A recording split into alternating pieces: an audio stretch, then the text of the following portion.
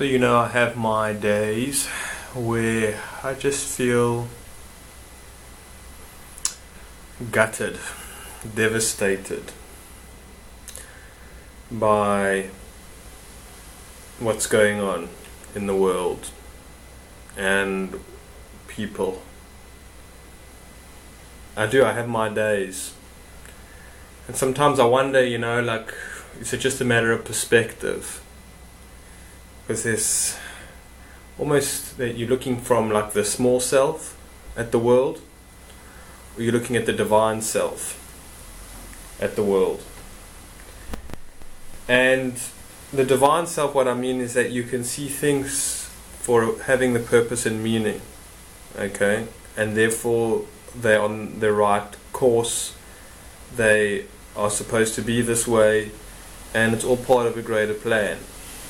Okay, that's the higher perspective, and when you can see, like, you draw back and you see that it's not just for shits and giggles, it's not just a mistake, but it's really on the course that it's supposed to be on, and it's just the way it is. And so some days you can see that, and you can really feel glorious about things, and really feel like, wow, it's amazing how, with all that's going on, it seems to still be part of a greater plan and in perfect timing and perfect setup, And also, you don't take it so personally on those days. You don't find like that it's your struggle in a way. It's almost sometimes feels like it's an adventure to get through, like, the chaos and the madness and the upheaval and the downfall. It's like, you can feel sometimes that you're on the winning side in a way, and you're holding in such a good place that it's all cool, and you're riding that wave so beautifully above everything else, and you just really feel that you're so proud of yourself, and you feel that you've journeyed so far, and you've accomplished so much, and you've faced so much darkness and fears, and you've helped others, and you brought so much love and light into the world, and whatever it is, and it's all just so great and gorgeous and working out just fine. And other times from almost, this is what I think, I don't know, it's like kind of the lower self or the smaller self, which is perhaps the personality, and perhaps just the past woundings that are triggered, that come up on those days where you just see and you just feel devastated and gutted. I mean, I know that word is heavy, but you do, like, you look at people in your life, and you look at life in general and where people are at, and I don't know, sometimes I think that it's more so in a third world country, okay?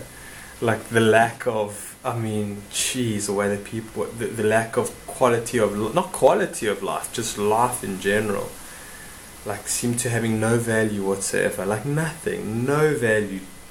Murder, rape, whatever it is, it's no big deal. It's just like bottles of beer, as he says in the movie The Network. Like, life has no meaning, and people conduct themselves in that fashion. Okay, so sometimes I think, is it a third world problem, right?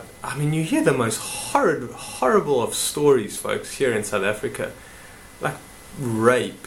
Yeah, just open the newspaper and you hear about, like, a man raping a 3-year-old child, a 6-year-old child, a 85-year-old woman, or something like that. You hear about, like, shootings and gangs-related stuff, and you hear the most ghastly of things, and not only that, just also coming from government as well, and it's just so grueling. It's just so ghastly. Okay, so sometimes I think it's worse in a third world country, but the truth is that it's everywhere.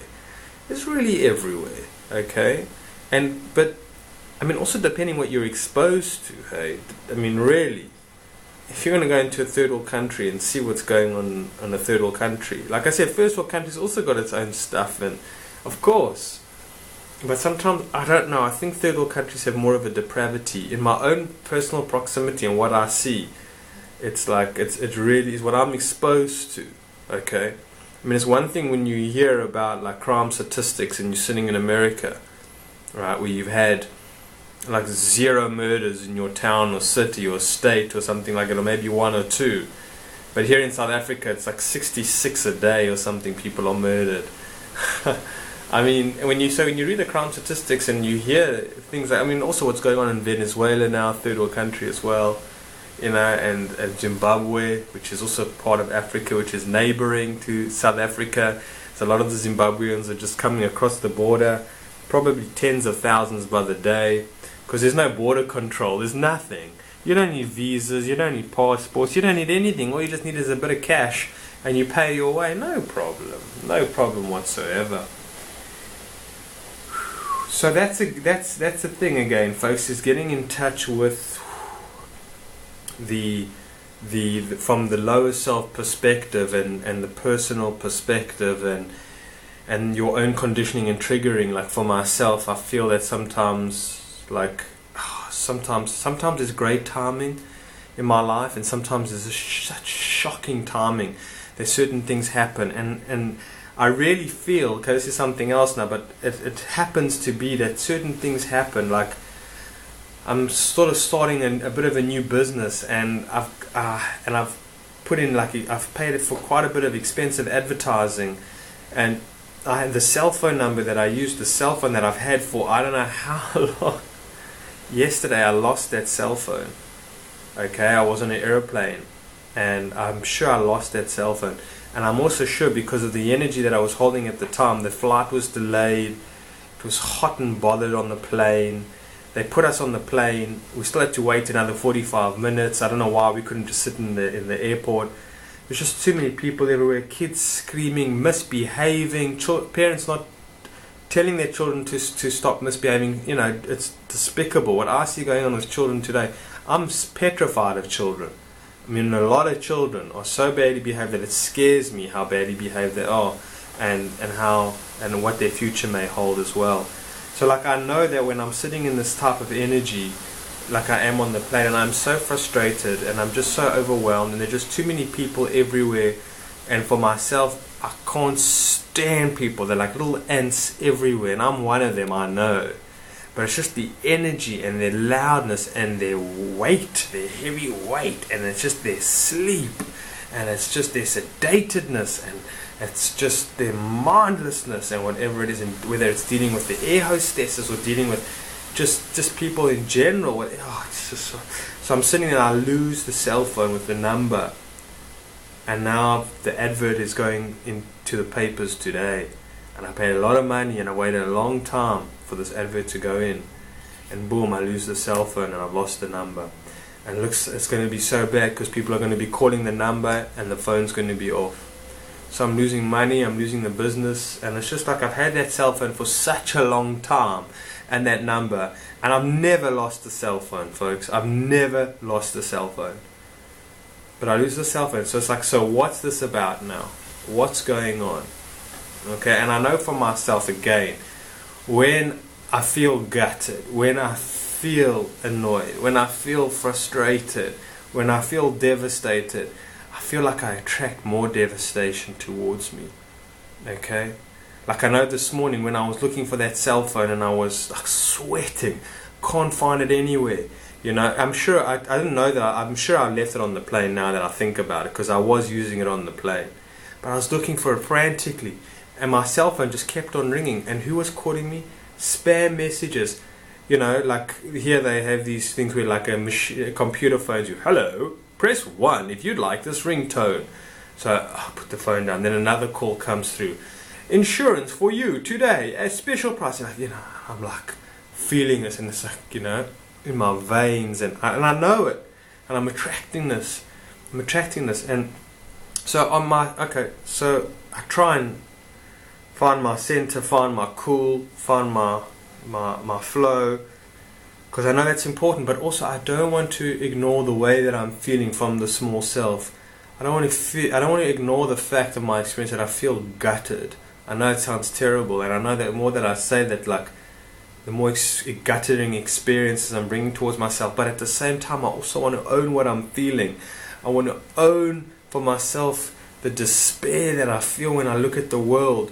I want to own how removed I feel I am from people, and from just being able to connect from most people, and just I feel devastated by how the people that I love and I know are like in such a heavy dream state. You know, we're almost like, I want nothing to do with you. Get the hell away from me. Like, just watching you with my eyes is just painful to see, and feeling you with my heart. Like, I rather, you know, not just be cut off and removed from you. Okay, and for most human beings, like even that naughty child who's sitting on the plane at 6 years old, sitting on their chair, screaming loud and singing songs or whatever, like, yeah, hello, hey, yeah. And the parents like doing nothing. It's like I'm scared when I see children, because I know that they are going to get such a beating from life that it's not going to tolerate the way that they are. So that's the small self, you know, and so I want to feel that. I want to honor my experience, not be detached from it. But it's a fine balance between the two, folks. Like, how do you not feel unjustified or unrighteousness, and just also like look back and say, well, it's just, look at it from the higher self or the divine self. In other words, like when you see someone's taking advantage of somebody or taking advantage of you, and you say, well, you know, you're not sticking up for your rights or something. Say, well, the divine self, it's all fine. You know, it's all part of the plan. So it's not. It's not. Like, you must put a stop to evil when you see it. It's like, it's, you know, it's not to be tolerated. Things like that, folks. Like injustices, when you see salespeople trying to take advantage of you, when you see people that are trying to project their shadow onto you, or whatever it is, their insecurities and their neuroses onto you, and whatever, and they're just seeing you as another brick in the wall, in the way that they're treating you, the way they're disrespecting you, and the way that they're manipulating and playing games with you, you must say, no. Right? No. I won't stand for this. I'll stand for my rights. You know, I'll stand for who I am. I'll stand for the Aaron, for the small self, and for the divine self. Because I'm both and. I can't throw away the small self. I am the small self, and I love the small self. I embrace the small self, because the small self is my traumas, the way that I've been triggered, the way that I have felt so victimized by life. Okay, like when shit goes bad, like when timing is wrong, and I feel like, yes, Aaron, it's just only happens to you. You know, I want to feel that, and I want to say, yes, that's how you felt as a child, when your brother or whatever it was traumatizing you, and you did, it was happening to you. See how much time I got left here. You know, I want to, because I just feel, I mean, we all feel at times, it just happens to me. It's only happening to me. And it is happening to you. But it's not only happening to you. But it's not only that, it's also like, in a way that, there's monkeys around, they run on the roof here. Just got to be careful sometimes. So like, what I'm saying is that, like, you know, for myself, I try and give gratitude and appreciation. I try, and I'm so bad at it, like, for the universe to, and I need to own it, folks. This is another talk I want to do, like, to really save my ass in so many situations. The fact that I don't have to have a 9 to 5, you know, the fact that I'm like, I'm like pretty cool in my life and pretty okay in my life and whatever it is, and I bless the universe and thank for the universe, and I feel guilty that so many other people like have to be so part of the Truman Show and be so much slaved and so, like, you know, controlled by their desires and their shadows and whatever it is and their fears. And I just feel like, wow, I feel so free, I feel so blessed. And you know, and if I can show you this monkey, folks, I'm taking up my time here. I don't know if you can see it. It's very tropical outside this place where I live. You can see it. I don't actually have any pets, so I suppose it's nice to... Can you see the monkey there? There's another one running on the wall. Whoop! Oh, these things are playful, hey? They really are. A lot of fun that they have. When they're not looking for food, and they're not... Yeah, whatever it is they're playing. They're playing, they love to play. Well, what else have they got to do? Play is such an important part of their life. Because also, what really big responsibilities do they have? You know, they're not voting for presidents or something. You know, that's rubbish. So, I forgot what I was saying.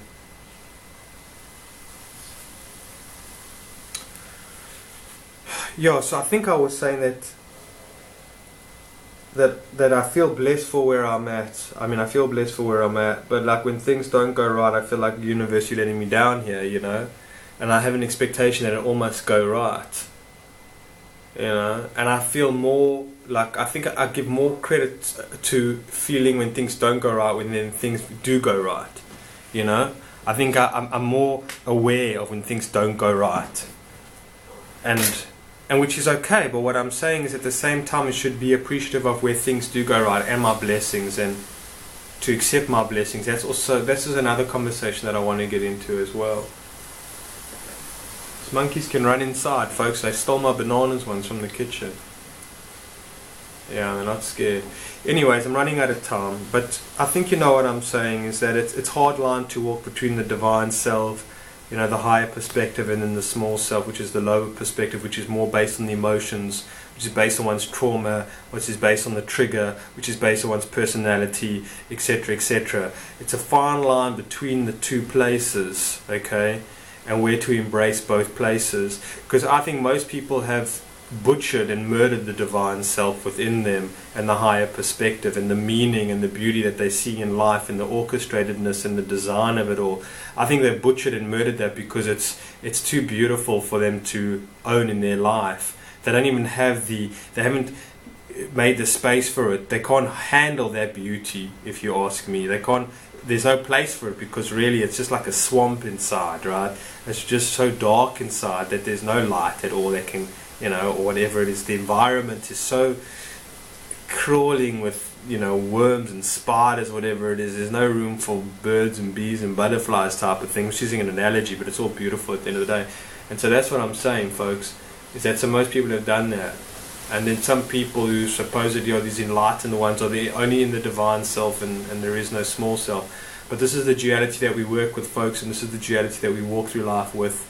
And you need to be marrying the two together, the divine self and the small self together, and incorporating the two together and working with the two together.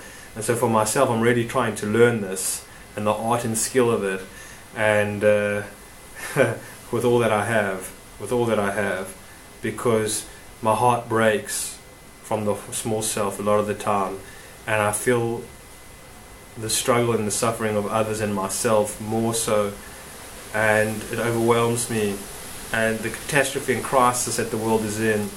And when I hear animals going extinct and there's no more rhinos, barely any rhinos left, and elephants are next on the list, and whatever else is going on, and the cruelty that's going on, and this bullshit of media that's happening, you know, my heart breaks, and I want to not have it break so much, but I don't want it to be completely removed and desensitized that I don't actually feel alive at the same time.